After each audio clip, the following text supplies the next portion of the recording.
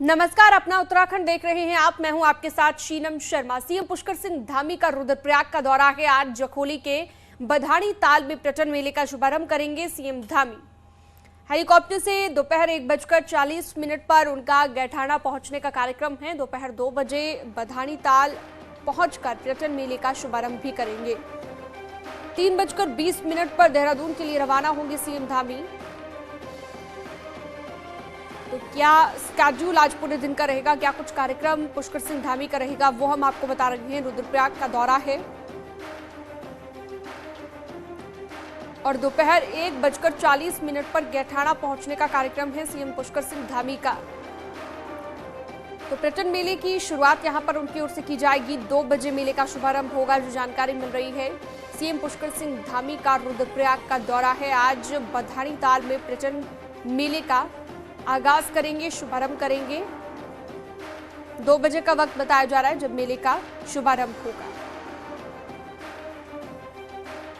तो पूरे दिन का कार्यक्रम जो है पहले से तय कर लिया गया है, जिसके लिए तैयारी भी पूरी कर ली गई है मुख्यमंत्री के पहुंचने से पहले।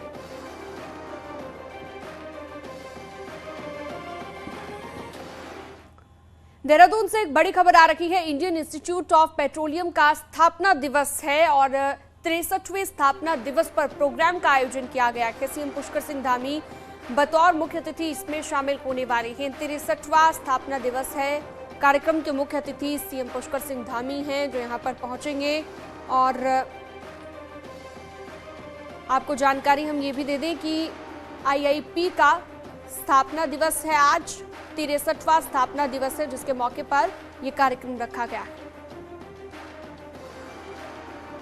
और अब बात करेंगे मुख्यमंत्री के मध्य प्रदेश दौरे की। तो यहां पर सीएम पुष्कर सिंह धामी ने कई मंदिरों में दर्शन किए। मुख्यमंत्री पुष्कर सिंह धामी ने उज्जैन में महाकाल के दर्शन भी किए, पूजा अर्चना की। इसके अलावा सीएम धामी ने बगलामुखी मंदिर में भी पूजा अर्चना की है। इस दौरान सीएम धामी ने कहा कि प्रदेश में सुख, शांति और सबकी प्रगति के लिए बाबा का आशीर्वाद लेने पहुंचे हैं।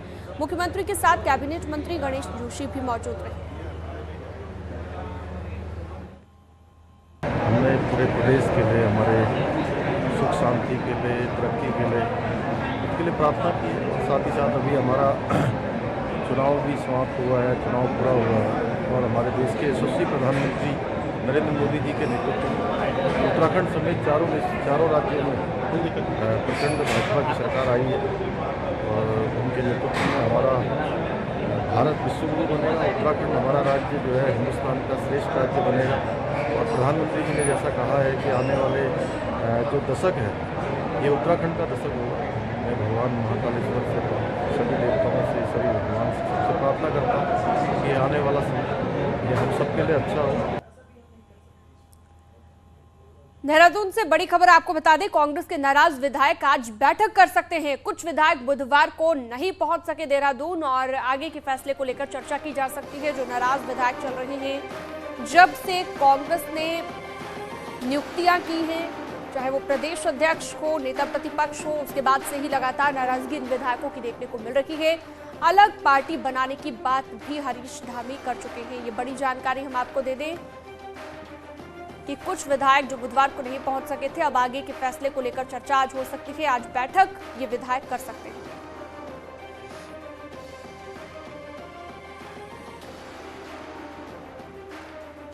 तो कांग्रेस के नाराज विधायक मीटिंग कर सकते हैं, इस बात की चर्चा जोरों पर है। नाराज चल रहे सीनियर विधायक प्रीतम सिंह भी मीटिंग में शामिल हो सकते हैं। हालांकि प्रीतम सिंह ने ऐसी किसी मीटिंग की जानकारी देने से इनकार किया है। नाराज विधायकों के बीजेपी में शामिल होने की बात से भी प्रीतम सिंह ने इनकार किया है। देखिए, मुझे लगता नहीं है कि कोई टूट कांग्रेस में होने जा रही है। कांग्रेस का एक एक विधायक कांग्रेस के चुनाव निशान हाथ पर जीत करके आया है, तो ऐसा नहीं हो सकता कि हमारे साथी जो है वो टूट करके कहीं अन्यत्र जाएंगे। 17 अप्रैल को कांग्रेस के नए प्रदेश अध्यक्ष करण मेहरा चार्ज संभालेंगे, लेकिन उससे पहले क्या कांग्रेस विधायक टूटकर अलग पार्टी बना लेंगे? कांग्रेस में फिलहाल जो हालात बने हुए हैं उससे कई सवाल खड़े होते हैं और अब संकट उत्तराखंड में कांग्रेस के अस्तित्व को लेकर भी खड़ा हो रहा है। देखिए,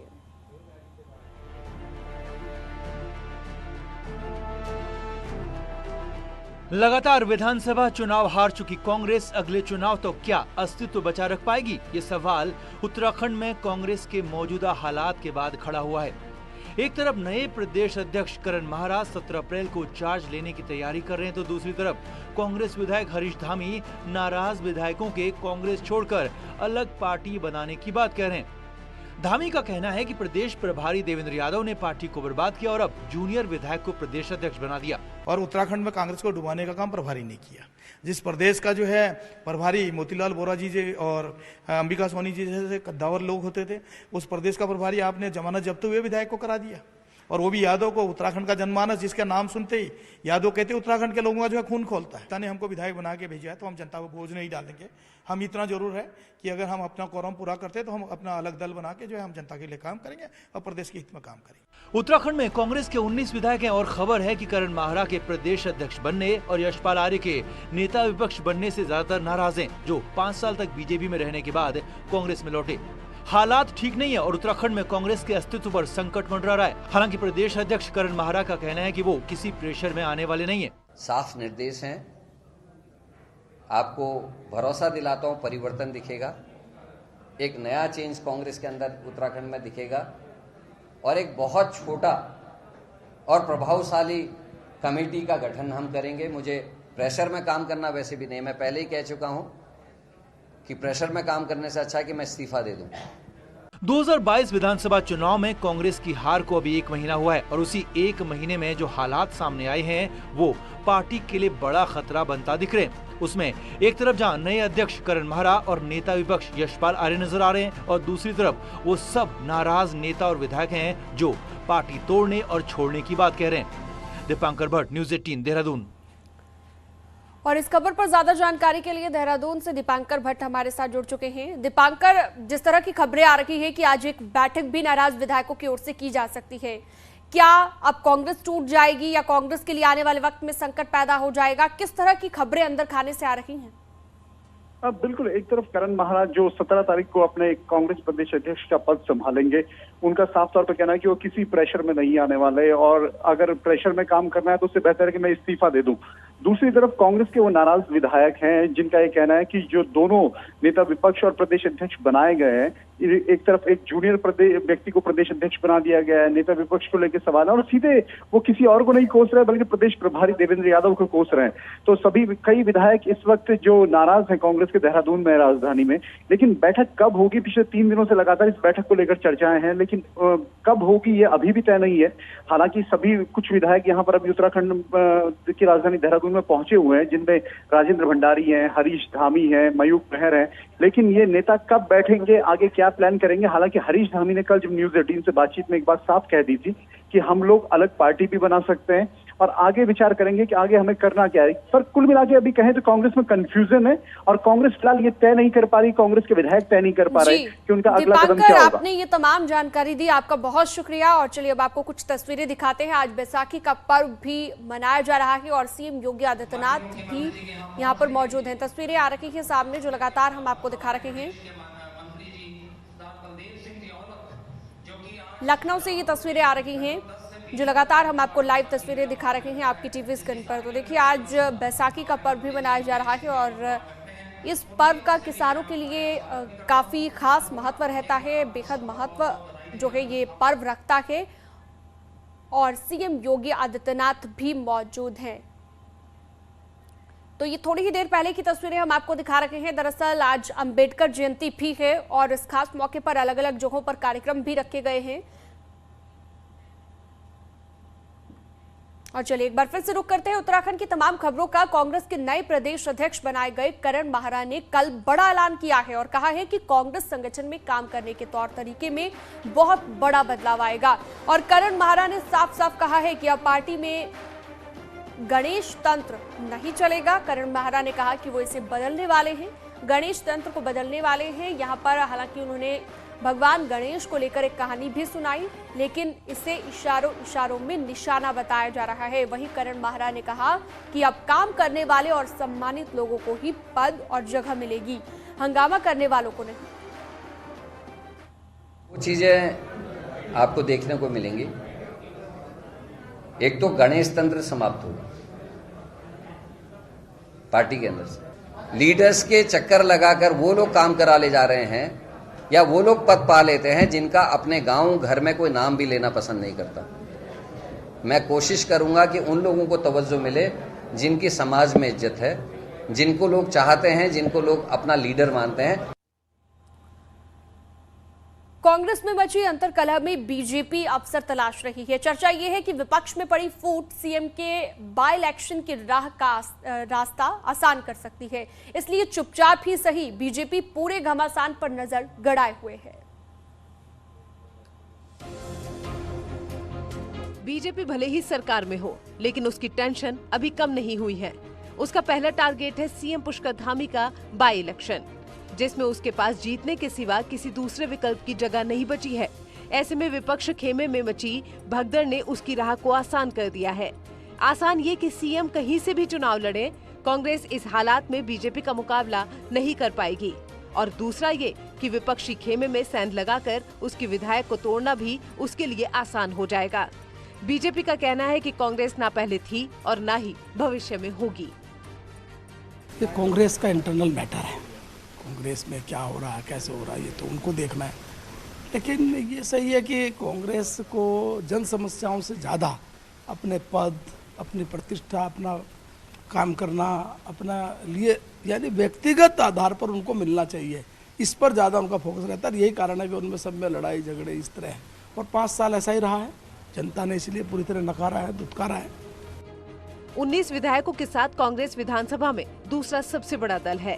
इनमें से भी 10 विधायकों की नाराजगी की चर्चाएं आम हैं। ऐसे में सीएम धामी के उपचुनाव के लिए बीजेपी को अपने किसी विधायक से सीट खाली कराने के बजाय उसके लिए कांग्रेस में सेंध लगाना आसान होगा। इसीलिए बीजेपी भले ही खुलकर रिएक्ट नहीं कर रही है, लेकिन कांग्रेस के हर मूवमेंट पर उसकी नजर बनी हुई है। देखिए, भारतीय जनता पार्टी अपने स्वयं के दम पर चुनाव लड़ती है और कांग्रेस में क्या हो रहा है क्या नहीं हो रहा है इससे हमें कोई लेना देना नहीं है। लेकिन उत्तराखंड की जनता जान चुकी है कि कांग्रेस का जनता से कोई लेना देना नहीं है और उत्तराखंड की जनता पूरी तरह से भारतीय जनता पार्टी के साथ है और जहां से भी मुख्यमंत्री चुनाव लड़ेंगे प्रचंड बहुमत के साथ हम जीतने वाले हैं। विपक्षी खेमे में भगदड़ बीजेपी के लिए ये मास्टर स्ट्रोक होगा, जो पहले ही बिखर चुकी कांग्रेस को और तोड़कर रख देगा। न्यूज़ 18 के लिए देहरादून से सुनील नवप्रभात की रिपोर्ट। अंबेडकर जयंती पर उत्तराखंड के मुख्यमंत्री पुष्कर सिंह धामी ने ट्वीट किया है। धामी ने ट्वीट कर लिखा कि भारतीय संविधान के शिल्पकार, महान समाज सुधारक, भारत रत्न बाबा साहेब डॉक्टर भीमराव अंबेडकर जी की जयंती पर शत शत नमन। समाज के वंचित वर्गों को मुख्यधारा में लाने के लिए उनके द्वारा किया गया संघर्ष हम सभी के लिए प्रेरणा स्तंभ के समान है।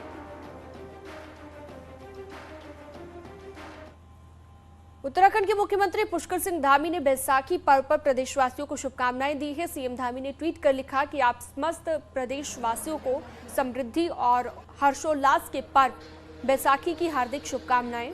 नव चेतना, ऊर्जा और उत्साह का परिचायक ये पर्व आप सभी के जीवन में सुख, समृद्धि और वैभव का संचार करे।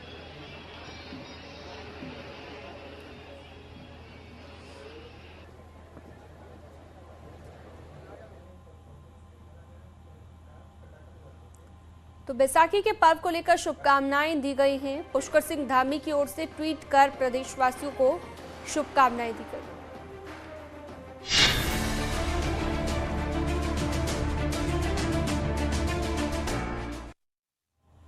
वहीं धर्मनगरी हरिद्वार में वैशाख पूर्णिमा का त्योहार बड़ी धूमधाम के साथ मनाया जा रहा है। सुबह से ही हर की पैड़ी समेत तमाम गंगा घाटों पर बड़ी संख्या में श्रद्धालु गंगा आस्था की डुबकी लगा रहे हैं।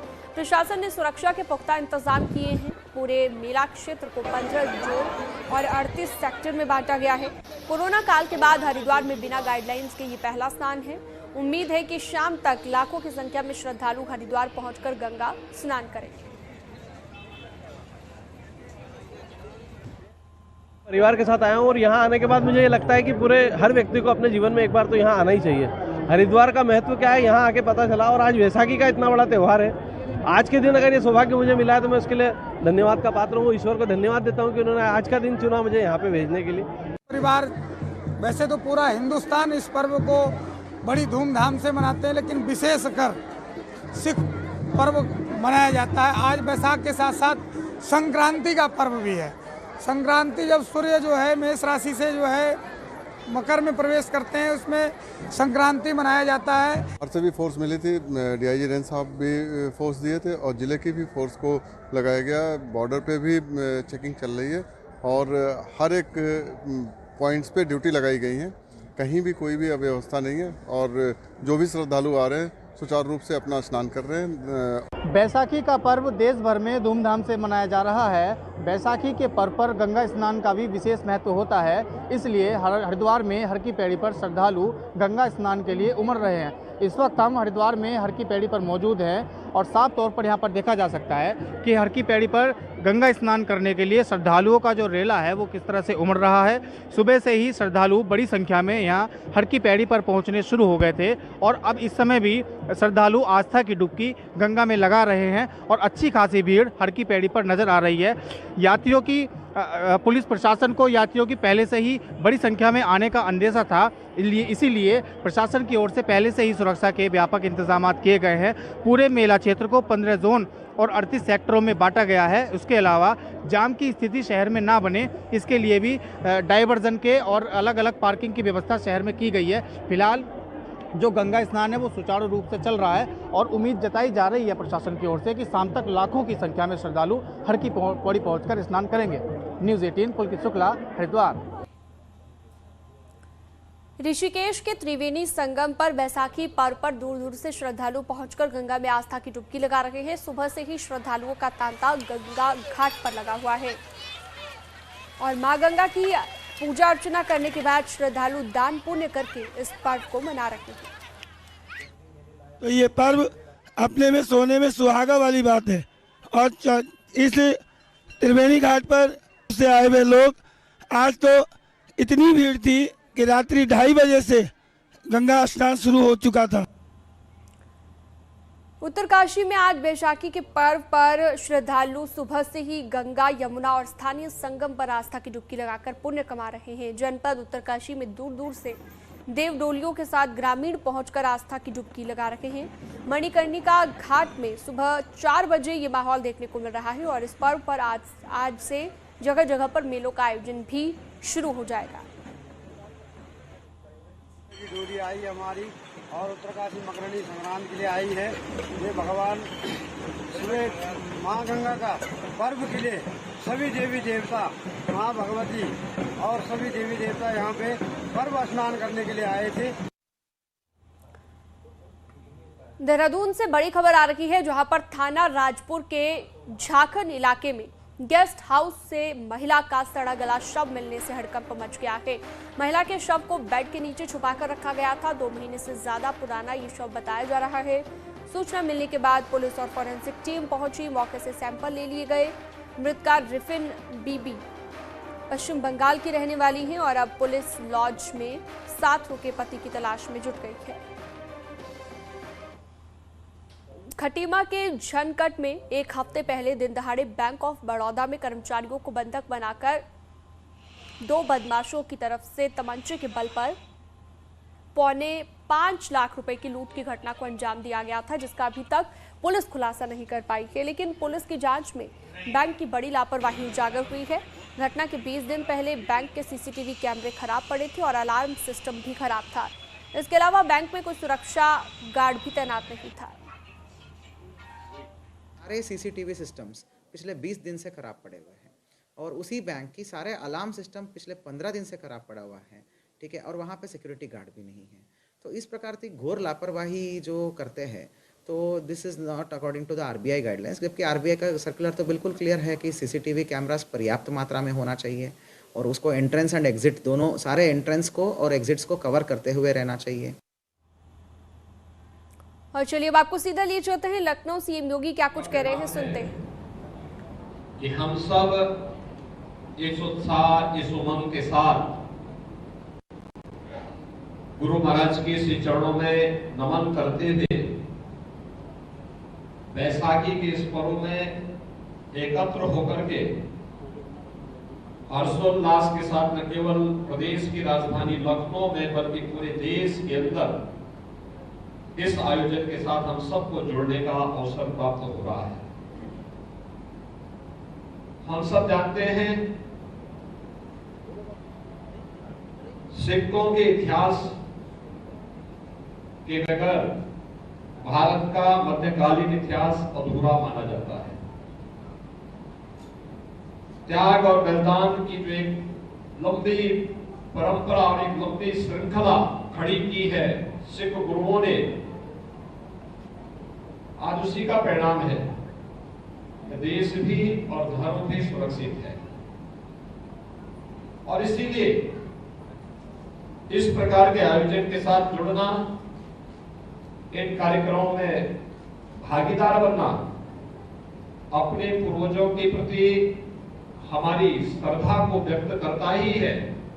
आने वाली पीढ़ी को भी इन महापुरुषों के प्रति नमन करने का एक अवसर उपलब्ध कराने का एक अवसर हम इस प्रकार के आयोजन के माध्यम से करते हैं। जब खालसा पंथ की स्थापना हुई थी, हम सब इस बात को जानते हैं क्योंकि यह ऐतिहासिक गुरुद्वारा है। गुरु तेग बहादुर जी महाराज ने भी और गुरु गोविंद सिंह जी महाराज ने भी अपने जीवन का कुछ भाग यहाँ पर इस गुरुद्वारे में व्यतीत करते हुए धर्म की रक्षा के लिए हमें क्या कुछ करना है उस प्रकार की एक प्रेरणा दी थी। और उस समय की उन विकृतियों के जिनके कारण समाज कमजोर हो रहा था, उसको दूर करने के लिए ही खालसा पंथ उस समय के लिए हम सब के लिए एक नया मार्गदर्शक के रूप में सामने आया था। वह शस्त्र और शास्त्र दोनों में पारंगत होकर के कैसे हमें देश और धर्म की रक्षा करनी है, इसकी प्रेरणा तो प्रदान करता ही है। आने वाली पीढ़ी के लिए भी बहुत कुछ प्रेरणा और प्रकाश छोड़ करके गया है। आज के इस अवसर पर मुझे बताते हुए प्रसन्नता है, आज से ठीक 5 वर्ष पहले मुझे लखनऊ के पहले किसी गुरुद्वारे में आने का अवसर प्राप्त हुआ था। इसी आयागंज गुरुद्वारे में ही आकर के मैंने यहाँ माथा टेका था और गुरु परंपरा के प्रति अपनी श्रद्धा को व्यक्त किया था। 5 साल के बाद फिर गुरु महाराज की कृपा से मुझे यहाँ पर आप सबके बीच में आने का सौभाग्य प्राप्त हो रहा है। मैं इसके लिए आप सबको हृदय से बधाई देता हूँ, आभार भी व्यक्त करता हूँ। सचमुच जो आत्मीयता आप सबने सदैव दिखाई है, मुझे लगता है वो हमारे लिए बहुत बड़ा संबल है और यही कारण है। उसी के नाते हम लोग आज अनेक कार्यक्रम आयोजित करने में सफल होते हैं। मुख्यमंत्री आवास में भी कोई एक आयोजन होता है तो वह गुरु परंपरा के प्रति श्रद्धा व्यक्त करने वाला आयोजन होता है। और जो एक संकल्प हम लोगों ने लखनऊ में लिया था कि गुरु गोविंद सिंह जी महाराज के 4 साहबजादों की स्मृति में साहबजादा दिवस आयोजित होना चाहिए, वह साहबजादा दिवस का आयोजन भारत के यशस्वी प्रधानमंत्री आदरणीय श्री नरेंद्र मोदी जी ने 26 दिसंबर की तिथि घोषित की है। और मेरा तो आह्वान होना चाहिए कि इसको हम और भव्यता के साथ कैसे आयोजित कर सकते हैं। इस आयोजन के साथ हमें इसकी रूपरेखा को भी तैयार करनी चाहिए। आज बैसाखी का आयोजन है, खालसा पंथ की स्थापना का दिवस भी है, महावीर जयंती भी है और बाबा साहब डॉक्टर भीमराव अंबेडकर की पावन जयंती का कार्यक्रम भी है। अनेक दृष्टि से हमारे लिए यह दिवस अत्यंत महत्वपूर्ण और पवित्र है। मैं एक बार फिर से आप सबको बैसाखी के इस पावन अवसर पर हृदय से बधाई देता हूं, अपनी शुभकामनाएं देता हूं और मैं आप सबका आह्वान करूंगा। ये ऐतिहासिक धरोहर है यार गुरुद्वारा हमारे लिए, और इसलिए जो हम लोगों ने पहले भी कहा था कि यहाँ के पुनरुद्धार के लिए, इस क्षेत्र के विकास के लिए क्या कुछ होना है, इसके लिए यहाँ की महापौर के साथ में, ब्रजेश पाठक जी के साथ में एक बैठ करके ठोस कार्य योजना अगर आप लोग प्रस्तुत कर देंगे तो हमें इसमें सहयोग करने में प्रसन्नता होगी। मैं एक बार फिर से आज के इस अवसर पर आप सबको बैसाखी की हृदय से बधाई देता हूँ, अपनी शुभकामनाएं देता हूँ।